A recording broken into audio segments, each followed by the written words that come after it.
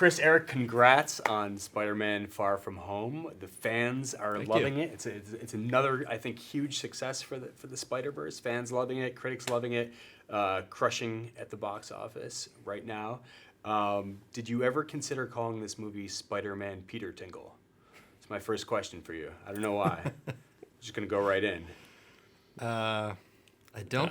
No. Spider-Man Night Monkey? It was too late when that idea came The in. posters were already it was all being designed. Where did the Peter Tingle come from? Is there a genesis to that? I mean, it's something played for such great laughs. It was like as so much of the great ideas from this movie. It was John Watts, the director. I think it was at a certain point we decided that we really needed to lean into the spider sense element, and we avoided it for a long time in the movie, actually naming it. We thought it would be cooler if we didn't name it, and then we didn't know what to name it when we decided that we actually had to name it. And we were sitting around in a room at Marvel going, something tingle, something with a tingle. We thought that was funny, and then John said Peter Tingle, and then everyone laughed, and we're like, well, that's terrible, so we have to do that. That's super embarrassing. It seems like exactly what your aunt would call your special ability, to ruin it for you, basically. Yeah. And then everyone else would start calling it that, and so it just seemed like, that's the perfect thing to have happen to Peter. It couldn't be a cool name. That would make Peter excited or feel that has to. You always have to be giving Peter problems and making his life more complicated, and so just raining garbage on Peter is really the most fun way to deal with Peter Parker. It sort of fits within a wider motif in the movie of just him feeling extreme discomfort when it comes to Aunt May and what's going on, obviously with her blooming personal relationship with Happy. Yeah, with everything. I think we love Peter Parker and Tom Holland's version of Peter Parker because he is at his funniest and most entertaining when he is trying to dodge the garbage that's being rained on top of him. And there's constant garbage being rained on top of him. There's just so much stuff that him avoiding obstacles is really, really fun color on the character and on the actor, and so we lean into that as much as we can. And if you go back to the source material, that is one of the fun things about Spider-Man. Poor Peter Parker is always having problems. He's always having trouble getting the girl. He's getting bullied. He's always the world is always dumping stuff on him. In a very grounded, in a very ground level kind of way. It's like dealing with, high school. There's nothing more humiliating than high school, and so leading into that as much as we can for Peter, the humiliation of high school, even the blip as we call it in the movie, it just makes high school even that much more excruciating. So anytime you can lean into all the excruciating elements of being a teenager and being a high schooler is and we always know that we're on the right path. Yeah, and speaking of sort of the high school experience as it's depicted, I think at this point, what Marvel does so well is sort of reinvent it's the superhero genre with every installment. And we always hear that with every new MCU film that comes out, this one is tackles this subgenre. It's a space opera. This one's Homecoming was very much rooted in sort of the John Hughesian 80s comedy. What were your goals with this film, sort of genre-wise, or just setting it apart from the rest of the canon? Once the idea was out there of doing a trip to Europe, immediately that evoked sort of your teen Euro trip kind of movies. Movies like Eurotrip, older movies like Gotcha and things like. If Looks Could Kill, Richard Grieco was our beacon, was our flag. Yeah, that was our North Star. Nothing's ever gonna get better than If Looks Could Kill with Richard Grieco, but that was definitely a kid in high school in Europe who gets mistaken as a spy.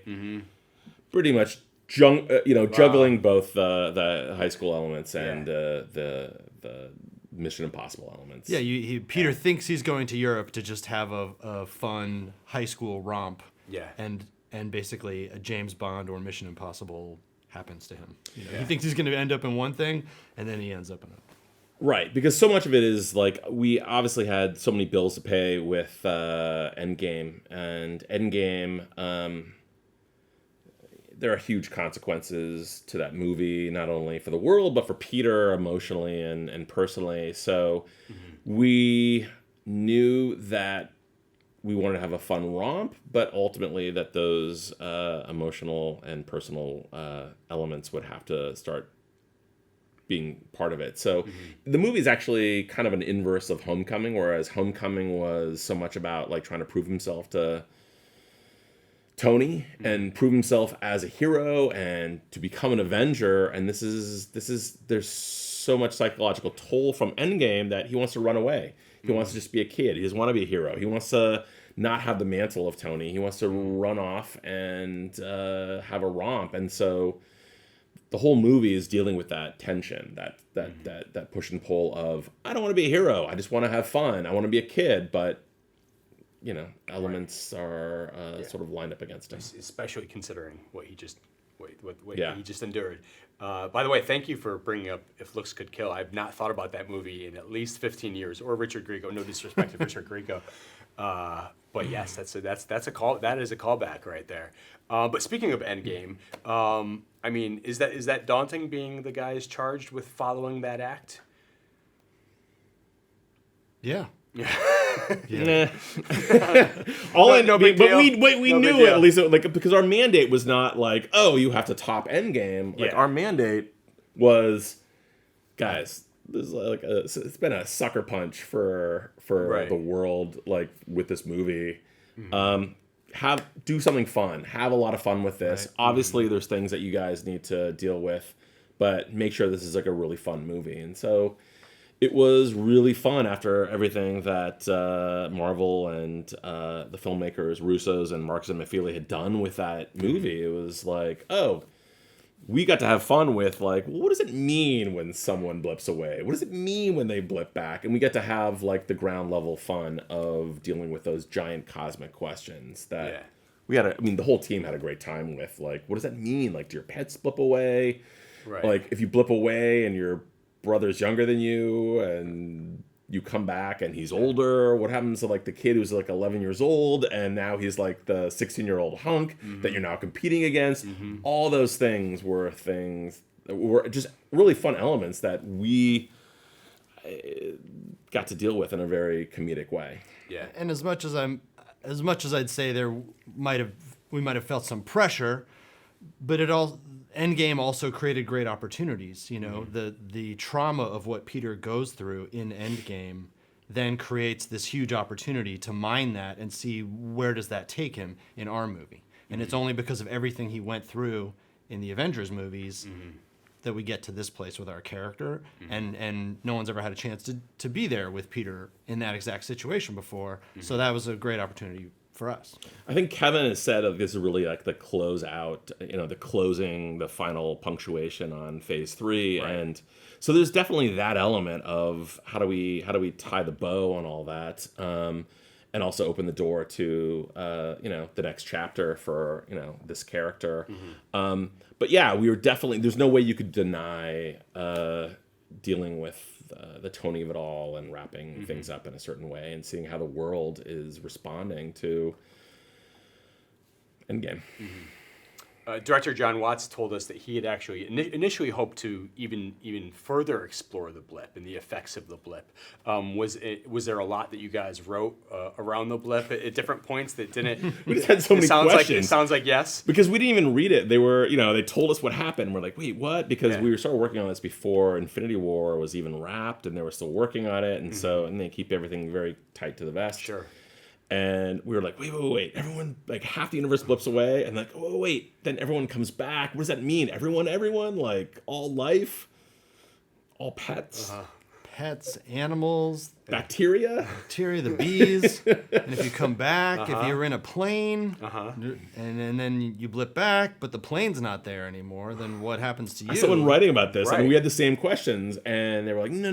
Well, no one's gonna like reappear 35,000 That'd be feet a bummer. above. Yeah, that would be a bummer. giant bummer. Yeah. No, you don't want all. We didn't want the whole opening of the movie to be about like all the people who Or were people being. that died on their return back from the blip. But all that man. stuff was discussed. Yeah, We went down all the rabbit holes. And So discussed Thanos all killed half of the people, and then 25%. And then Bruce they all Banner came killed back, a and then bunch of 25% them. died. Yeah. Thanks, Bruce. Yeah.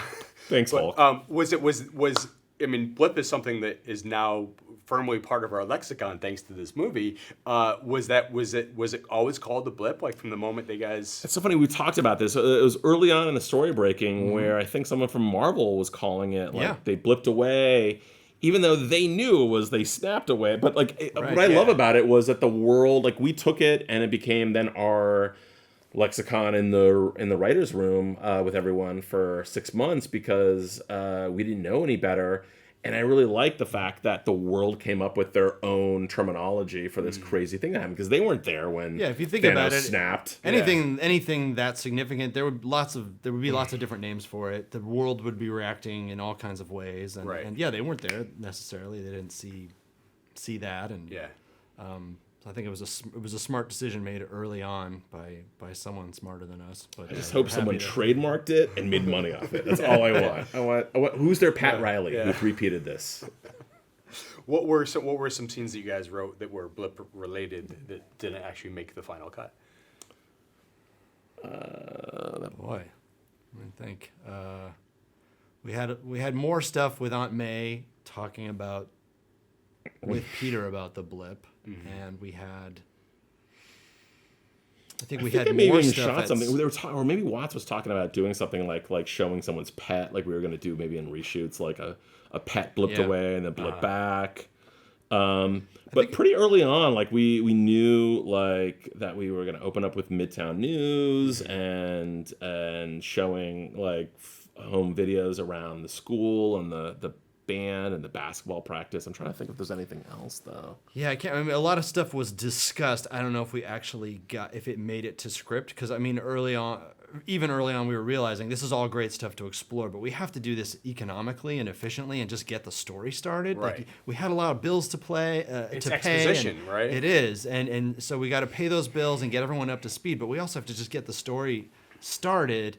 And when someone on the team had the idea to use the school news as a vehicle to convey all of that information, immediately we were all like, "Eureka! That's great because that'll be fun, and we can very quickly and economically just explain all kinds of stuff and get the audience up to speed." Yeah. The Spider-Man movies, obviously are their own unique creatures in that they're these joint ventures between Marvel, technically part of Disney, and Sony. But how, you guys worked on a true Marvel movie or a true Disney Marvel movie in Ant-Man and the Wasp.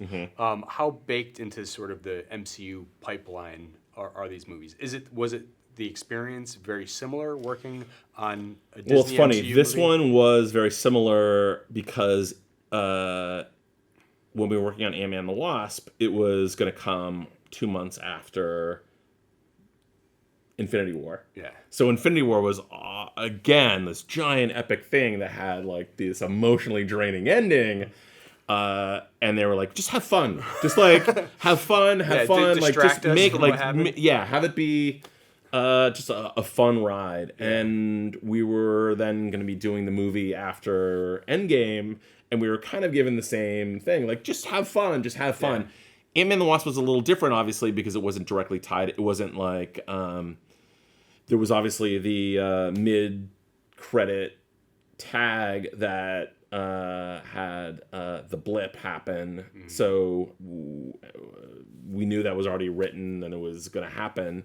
So, but we were given a lot of free reign, but it couldn't involve any of like the events of Infinity War or Endgame, really. It had to end with Scott Lang in the quantum realm getting trapped there. But this one was also the same sort of thing, but obviously it was different because Peter Parker has such a personal relationship with Tony Stark. So the events of Endgame were going to tie in. You couldn't avoid the emotional consequences and also just the existential consequences of that movie. Process-wise, though, it was very similar. You know, Chris and I started in TV, and we're used to just working with a group of people. Usually you have a staff of writers, and just everyone's collaborating, and stuff is getting blown up all the time and reconceived, and that's something Marvel does really well. And doing these movies with Marvel and Sony, and working with Amy Pascal and Rachel O'Connor and the folks from Pascal Pictures, it was a very similar There's a larger storyline you have to service. Yeah. Obviously. Yeah. Sure. But, process-wise, it was very similar. We were all just spending a lot of time together in a room, the folks from Marvel, the folks from Pascal, and just churning through the thing and blowing stuff up, reconceiving and refining it. I would say, though, with Spider-Man, where I knew that we, like with Ant-Man and the Wasp, where we knew, like, okay, we're going to end up here, and then there's going to be this tag that then involves a cliffhanger that leads into Endgame. With Spider-Man, we were at least given less parameters in terms of where we needed to end up. So it was, we don't know where Peter's going to end up. We don't know where these things are going to end. We don't know what the future of Peter's life is going to look like. So there was a little more free reign there in terms of the end of the movie, what we wanted to do. So it doesn't sound like at any point you're getting like separate notes because I know every screenwriter's favorite thing to receive is notes from the studio. It doesn't sound like you're getting separate notes at any point from Marvel and separate notes from Sony. Are they always streamlined? We did get some notes from Sony that were sort of separate from Marvel, and that's fine. Notes are. But all through Marvel. I mean, it was all like as a all of it was collaborative. Yeah. I mean, Sony, Marvel, Pascal, all of it was collaborative. Yeah. Kevin Feige, I think we can say knows what he's doing maybe in the understatement of the year. But what can you say about sort of what he brings to the process? And if there's like an example of you can share of like his sort of wisdom at work on this film. I think everyone should want to be Kevin Feige. I think everybody does want to be. No, Kevin but Feige, I mean, especially always, if you're a Marvel fan. ABF, always be Feige. I mean, no, he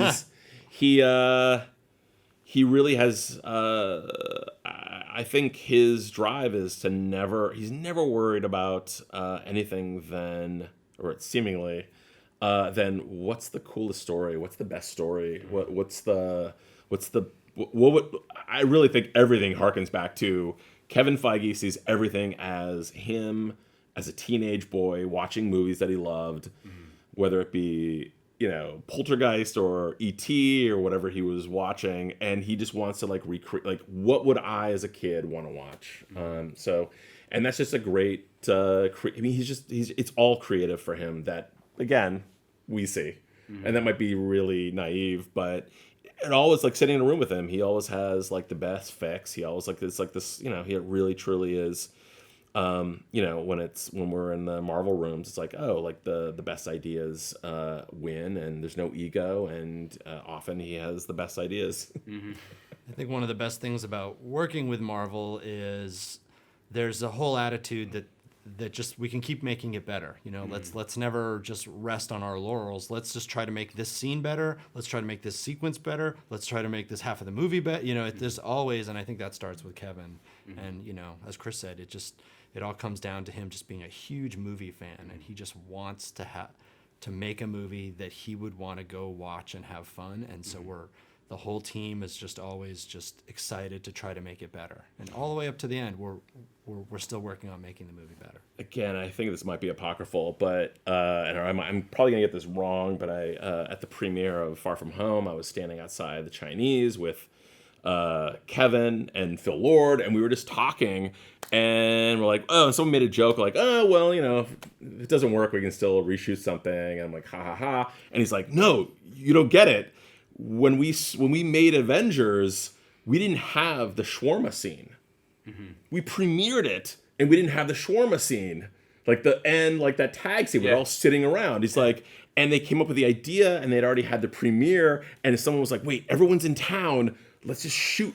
Let's do that scene. So they found a shawarma scene on the west side. They got everyone there. They shot it, and they put it in the final cut of the movie. Yeah. And it's like this great scene. It's all like that's so like Kevin. That's so Marvel in terms of we can make this better. Yes, let's always make thing. it better. Yeah. Even after it's premiered, even up to the last moment. Yep.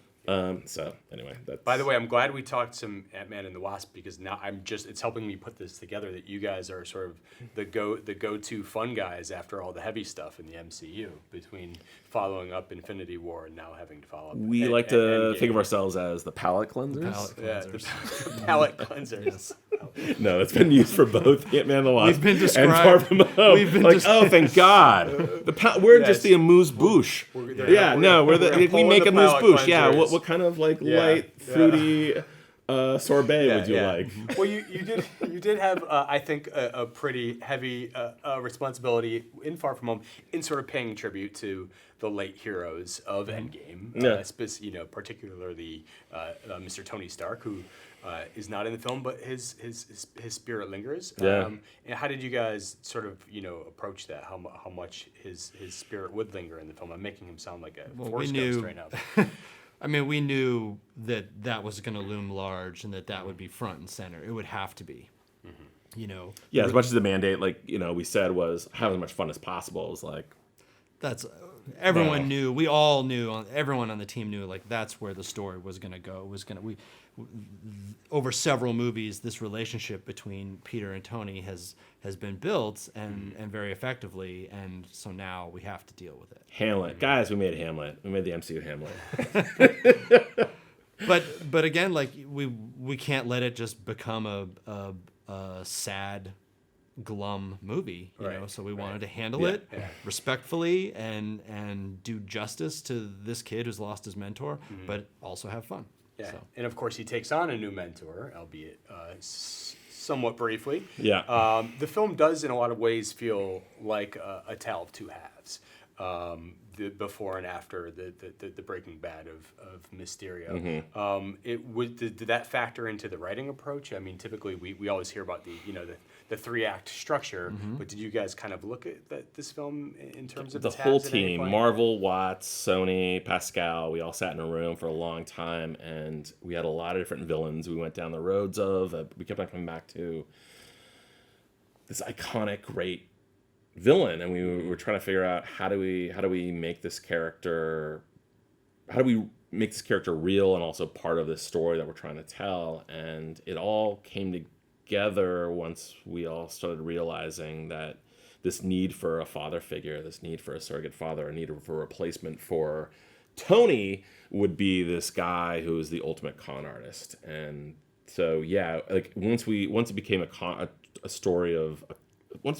artist story, then it was like, well, then there has to be the midpoint reveal, and everything up to that has to be someone who's wanting a father figure and realizes that he's chosen the wrong person, and that he can't have a father figure. To do a lot. Yes, he makes a lot of mistakes. I mean, Homecoming. I mean, does he make a good decision in Homecoming? Again, maybe not. I mean, maybe maybe it's just him wanting to do the right thing, but I mean, he destroyed a ferry. Right. And the Washington Monument. And the Washington Monument is all him. He made a lot of bad decisions, but we love him. Yeah. And then he finally gets it right by the end of that movie. And then this movie, obviously, is making a lot of bad decisions. But yet we still love him because I think we just love that he wants to do the right thing and doesn't know what the right thing is. That's what's so great about that character. Who were some of the other villains that you guys considered before landing on Mysterio? Paste Pot Pete. It was 6 months of Paste Pot Pete. All that goo, all that paste. So much paste. It was like we kicked around a lot of different villains. Just in the early stages. But we kept coming back to Mysterio. Yeah. I mean, he was one. If there's a list of people's favorite villains, of the most iconic villain, it kept coming back to, well, this is a guy people would really love to see. And there's a lot of source material there. And it's just a question of how do we modernize him the way that Marvel has successfully done with so many villains and characters from the source material. You're talking about a guy who has a glass bowl on his head. He had springs on his shoes. Former stuntman. There's a great comic where he glues the furniture to the ceiling to trick. So how do we take that guy? He had what I love. There was a comic where it was the same one where he was pretending to be. Was it the who's a psychiatrist? Anyway, I think so. He had the tech to have a mechanical flying bat shooting like holographic images. But like the holographic image to me was like, well, how did he get a animatronic like bat that could fly through the air? Like that's better to me than like projecting an image. So he had a lot of tricks up his sleeve, and it was like, oh, how do we make this character not ridiculous? Also, it was like, how do you fool anyone like who knows anything about the story with a con artist that is Mysterio? And that's when we started. Then once we committed to that, going, okay, well, how do we make him a real, believable character? And that's when we started leaning into the multiverse element. Like, oh, okay, people want to believe in a multiverse. People really want to believe in that. If we lean into that, will they believe that this guy's actually from another universe? Because God knows people want a Marvel multiverse. They sure do. The internet was fired up there for a couple months. And that was really exciting to see. That was really exciting for all of us to see how excited people got. Yeah. Yeah, I mean, it was kind of poetic that Mysterio fooled all of us. I mean, as you guys discussed, I mean, there's obviously a little bit of a cheese factor to his character. Did you want to sort of lean into that in the first half of the film when he's doing these illusions before he has sort of his full capabilities, before he has Edith? Once it was a con artist story, we really wanted to make him as believable as possible. Like, you really want to go like, oh, this is the unspoken wish of Peter's coming true, manifest. Like, Peter wishes Tony was there. This guy then shows up who's handsome in an awesome outfit, has facial hair, who's a father figure, who has quips. Like, it was as much like, oh, it's a dream come true, which is exactly what Quentin is trying to do. He's smart enough to know Peter's psychology, to know this is exactly who's going to fall. Yeah, that's it exactly. I mean, he tailor-made the Quentin Beck persona to fit what Peter wants, and so that he can. I mean, it's the perfect con. He is tailoring that directly to the mark, so that he can trick him and steal the thing. He's a sick bastard. Yeah, that Beck. Well, speaking of Edith, we've seen people online asking this question. Did you ever consider bringing Karen back as opposed to Edith? I think it was kind of discussed, but we thought like, oh, it should be something new and something. Once it was Watts who came up with the whole idea, like, because we had this whole thing. It was like, oh, what is this MacGuffin? What is this global security system? And it's this thing. How do you get access of it? And then Watts came up with like the brilliant idea of like, oh, it's Tony's glasses. It's a pair of Tony glasses, and it's so perfect because it's sort of Tony's glasses, but also obviously it's like it's the crown that you can wear. And then when we were writing it or beating it out, it was like, oh, it should have a cheesy, self-aggrandizing, like Tony-esque acronym. And then Sommers and I came up with, we did all these different names and like fooling around with all the letters and stuff, and came up with Edith. And then once it was Edith, it was like, oh, now it's a person. Now it's great. And I don't think we ever considered, I don't know if they actually considered having it be Karen. I felt like it would be almost too much bringing something back from the first movie. Yeah. We wanted to make sure that this global security system that ultimately became Edith, we wanted to make sure it felt different and grander. We didn't want it to feel like, here's this gesture from beyond the grave. It's that thing that you basically already had last time. Yeah, sure. It had to be more special than that. We had Jake Gyllenhaal in here probably about 10 days before the film opened, and he was committed to doing the whole interview as if Mysterio was indeed a hero. He was not going to budge on that. Yeah. But great. how but given that that Marvel fans know this guy is a villain, and I think a lot of people assumed that he was going to break bad. How important was it for you guys to attempt to keep sort of the smoke and mirrors up as long as you can? Even if some people know, you have to imagine maybe some people don't. Yeah. And even if people know, you still have to do your due diligence. If it's a con, you have to do your best. You have to put your best foot forward in that first half of the movie when he's being this fake person and he's tricking everyone. You know, you have to take a full swing and try to make it as convincing as possible, even though there will be people in the audience who know the whole time. Yeah. And I think, anytime there's a twist like this, there's so much time and effort goes into trying to protect it, mask it, set it up, and just try to really trick people. Try to make them surprised and delighted when the twist happens instead of just angry. Sure.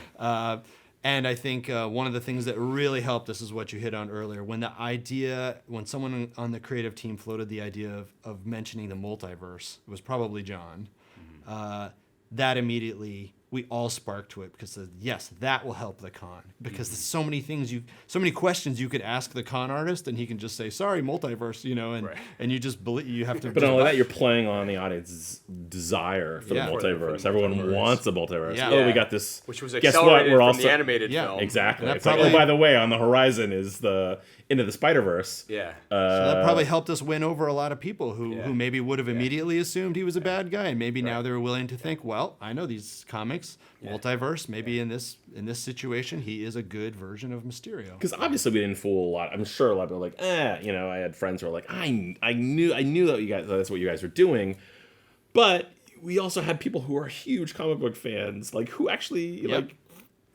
former Marvel employees who are like, oh, I had no idea. I'm like, oh, that's crazy that you didn't, because that was our main reluctance with the character. Was I think it's why it took us so long to break the story. Was we really felt like if we're doing Mysterio, are we really gonna con anyone? No one's gonna think this guy is actually a good guy. And I would like to think, even if you think you see it coming, and if you know what the twist is, hopefully it's enjoyable enough. Oh, 100%. I think that's you're just waiting for that moment. You're waiting for that reveal. Even if you're like, nah, he's not really from the multiverse. You just want to go, well, but what is he doing? What's this guy's plan? Who is this guy? And hopefully we delivered on that. But that's for you guys. I think that's one of the reasons why the film works so well, is because even for those of us who at least had a strong hunch that was coming, the scene itself is executed in such a satisfying fashion. I mean, the bar scene is one of the greatest moments in the film. What can you guys say about devising that moment? That was a very challenging. That was the code name for that scene. Yeah, we all referred to it as Lowenbrow because it was kind of that scene where you and your buddies all, after a hard day at work, you all have a beer, and we actually spent some time watching those old commercials. But I think it was Feige who named it that, right? Because I think somehow, like in the editing room on, what was it? Was it Ant-Man and the Wasp? They like he and the editor, and other people, they kept on watching like those old Lowenbrow commercials from the 70s. Pretty funny. And somehow or other, like that became the code name for the scene, because it was like that scene. If you ever watch those commercials, look them up on Yahoo.com.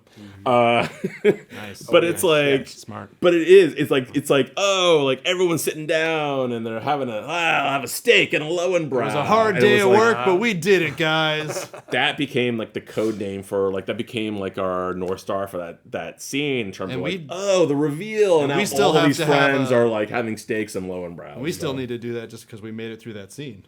I actually think there is an Easter egg of Lowenbrow. Do they still make Lowenbrow?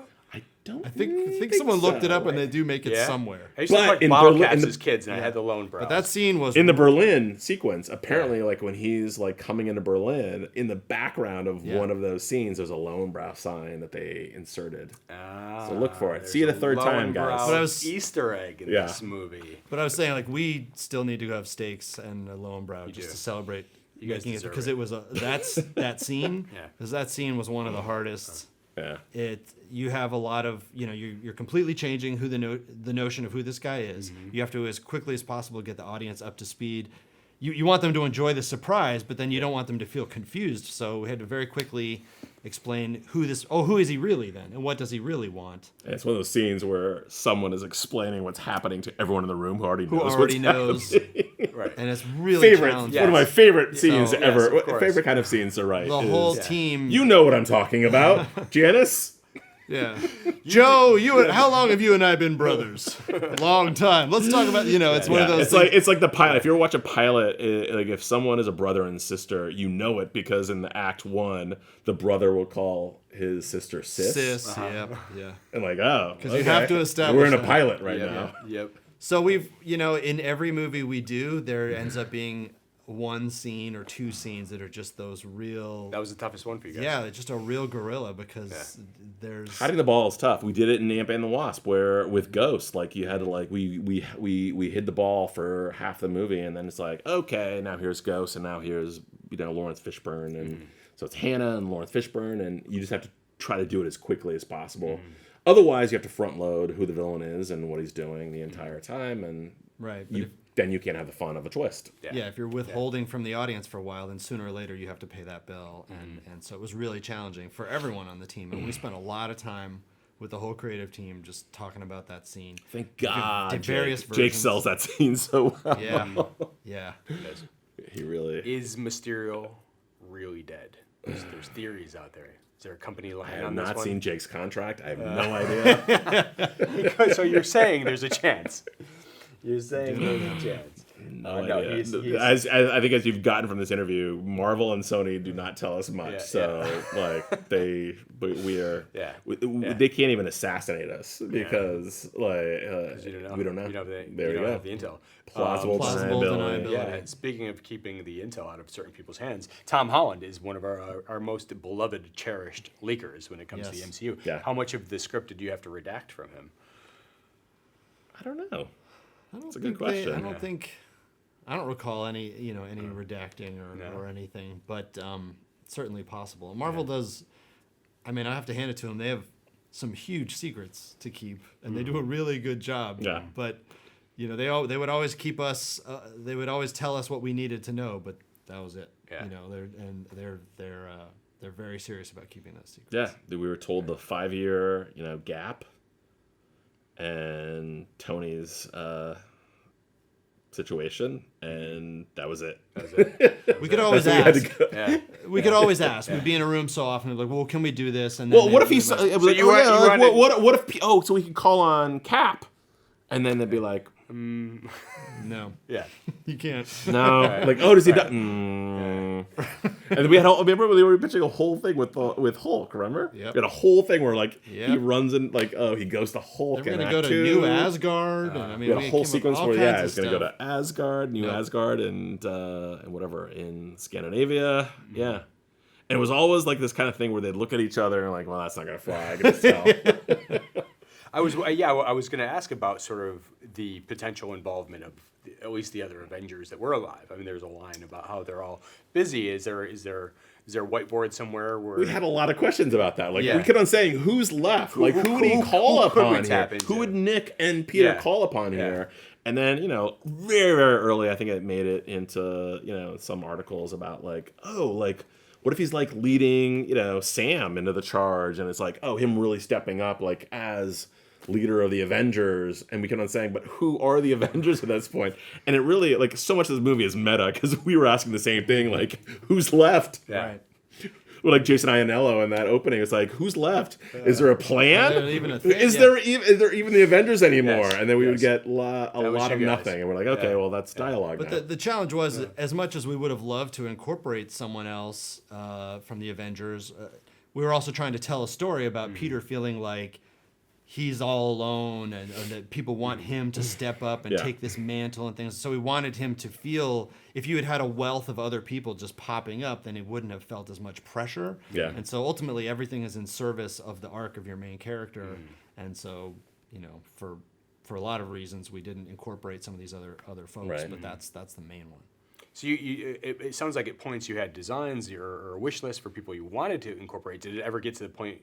Did it ever come into the writing process, or was this purely conceptual? We were just desperate, like going like, who can we call on? Like, what would be happening? Like, who do we have? Like, anytime you could lean on MCU characters, at least you have ground underneath your feet. So. Luckily, we were able to have Happy. We knew we had Happy, and then early on, the idea of Nick Fury was someone that we could have, and then was like, oh, okay. Then obviously then this could turn into this like half high school movie, half Nick Fury movie, which seemed really fun. And yeah, we would occasionally like in that windowless room going, can we use Hulk? Can we use Falcon? Can we use Thor? Where's Thor? one of the great joys of working on this iteration of Spider-Man is that he is in the MCU, and you have these other people to pull on, and so yeah, certainly when we were in that room and discussing story, especially early on, it was just fun to throw out all kinds of names. And what about this? What about that? Because that's just one of the things that we get to do in these movies that you couldn't do in a Spider-Man movie before. So why not try? Yeah. And in terms of story elements, how would you guys say that the project changed most dramatically from sort of the early versions of the script that you guys submitted to what we see on the screen? Again, it's such a I have to say it again. This is a totally collaborative experience with John Watts and Marvel and Pascal Pictures. This was like we were all working on it together. When we turned in our first draft, Mysterio had a different motivation. Did he? Yeah, it was where he was on in the train, and there was a train. We had a whole train third act. Oh my god! Yeah. I forgot about that. What was his motivation? He was someone who had been trapped in an illusion or something like that, part of some was that bad version? And he wanted to get back into the illusion. It was a whole other. And then this is the way it goes. And again, collaboration. And again, coming from TV, sometimes you just got to have an idea. You got to go down that road. You put it on paper. You read it, and then to have everyone spit in your face. unanimously agrees like this ain't it. And sometimes you just got to get out there and make that reaction. And and we joke around with the team about being reaction makers, because sometimes you can discuss things in theory, but until you just try it and everyone reads it and you all just agree like, yep, that's not good. Yeah, then you have to be like the scapegoat where like, what were you thinking? And then they throw it in your face. I'm like, well, I was thinking that we needed a reaction because no one is making the decision here. Oh my God, was it really that at that point? Yeah. No, it's fun. We all do it, and then everyone.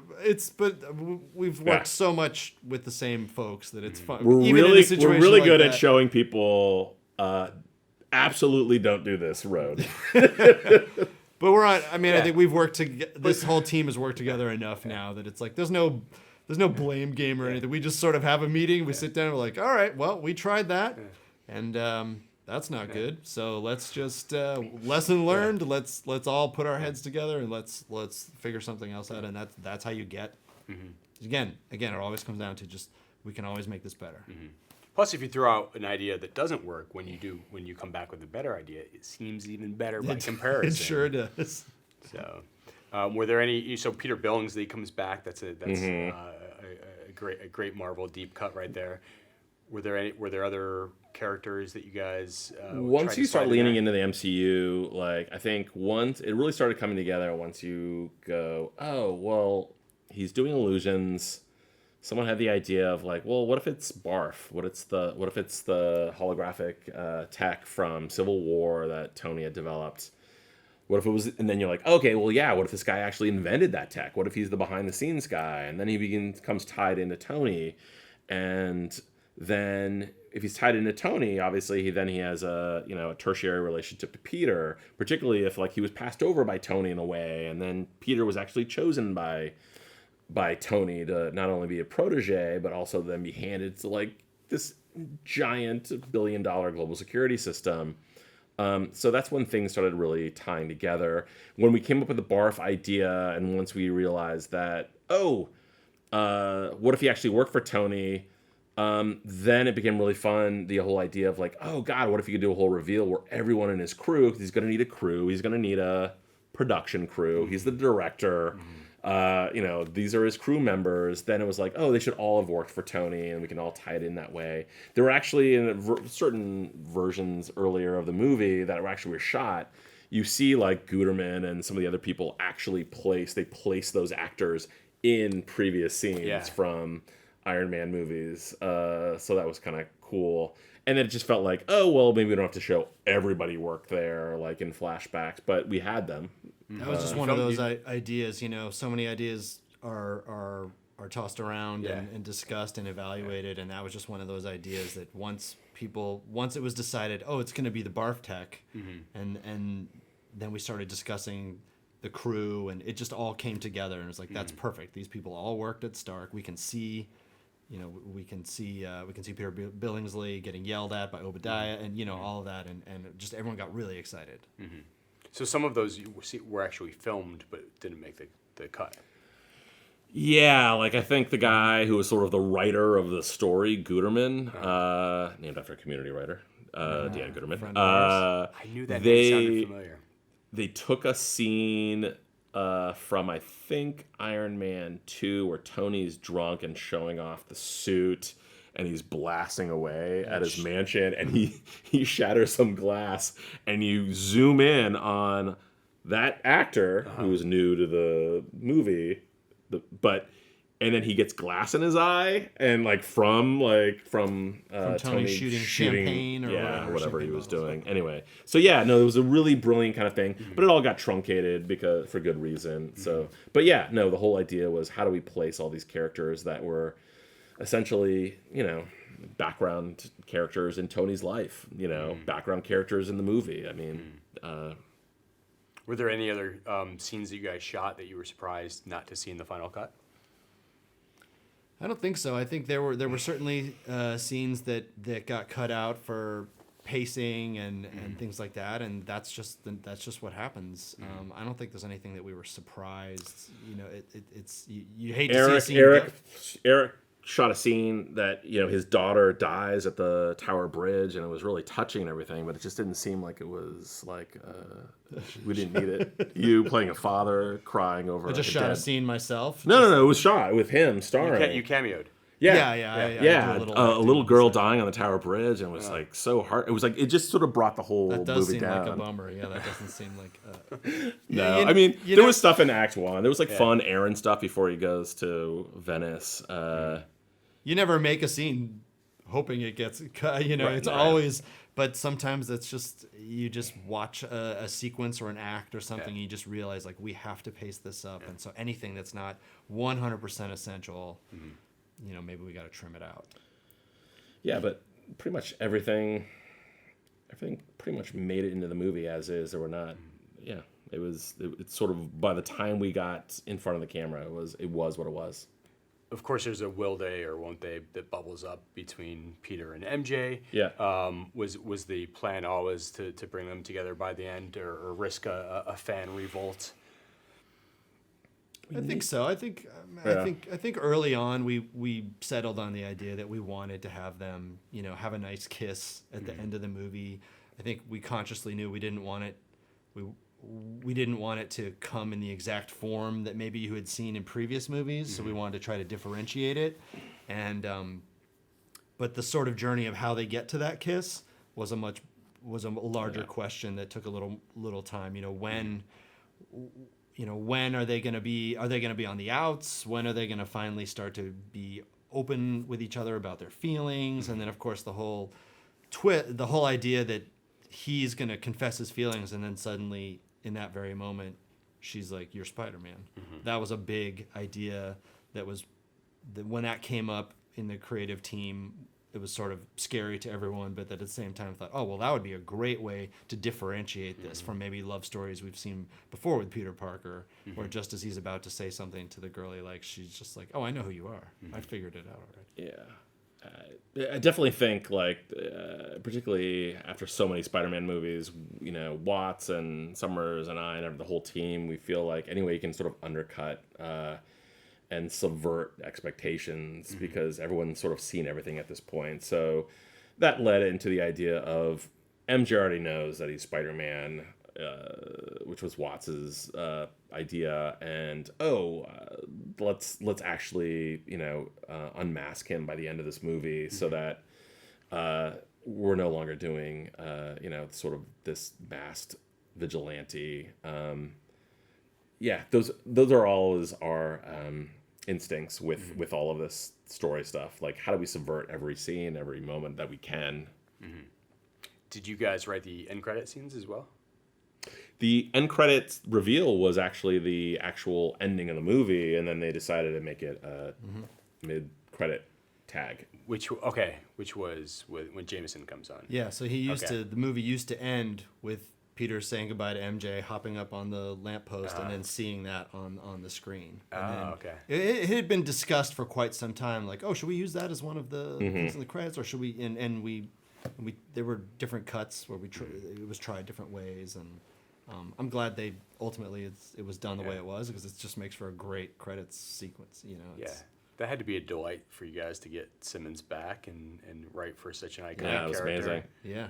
Yeah, I keep hearing him compared to the new version of Jameson that is introduced here. I keep hearing as a reference InfoWars, Alex Jones. Is this I mean, like, I think that's without boxing him in. I don't think we want to box him in that way, but absolutely, like, the media landscape has changed. How do you update the Daily Bugle so that it's, I mean, come on, I mean, print's dead, guys.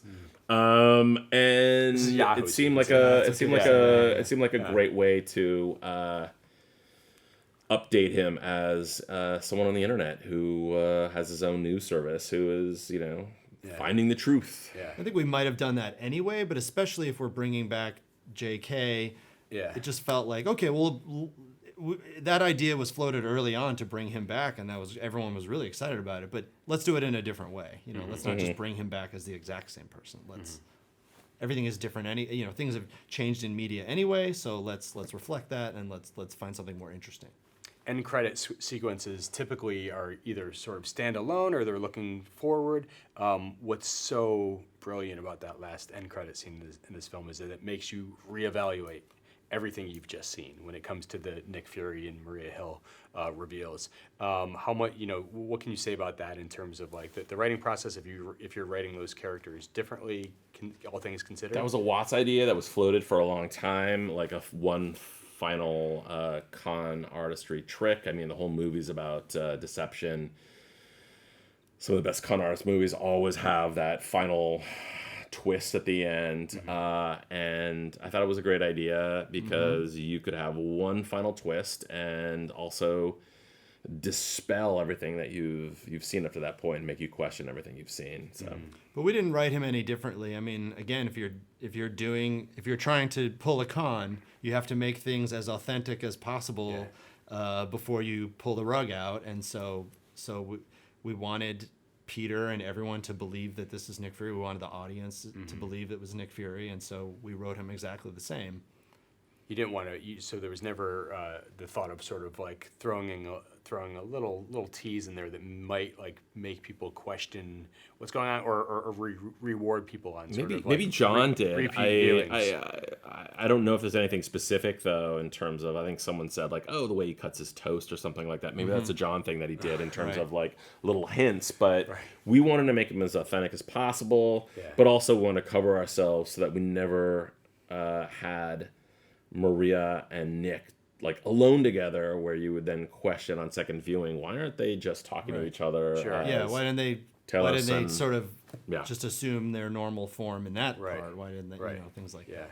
Yeah. I don't know if I read too deeply into it, but because I've seen the movie twice, and on second viewing, I was like, I feel like Maria, but again, maybe you're just you're just trying to look for clues, and I'm like, Maria seems a little like colder or something like that, but that might have been my own interpretation. There obviously is early on in the Italian Hostel, there's a scene, the first scene with Nick and Peter, where he's saying like, he's been through so much, he doesn't know what's going on, like he doesn't know anything anymore. That definitely was a nod to the idea that the world is so different that even Nick Fury doesn't know what's happening around him and doesn't know what's real and what's not real. So hopefully you think that it's a nice explanation of why he would fall for the illusions of a Quentin Beck. But I think ultimately by the end of the movie, you're going, oh, well, he fell for it because he's not. Because he's Talos, and Talos is not not as savvy as Nick Fury. Right. Did you ever discuss how long he was being played by Talos? Like, was it before the events of this film? We discussed it, but that's a Marvel question. It's a bigger picture thing. That's right. Cool. That plays into that's way above our pay grade. Yep. Cool. Well, we're about to get to our own end credits here. Okay. Thank you guys Absolutely. so much Thank for you. being here Of course. today. Thank you. And congrats again on the film. Thank you. Thanks. All right. Thanks, guys.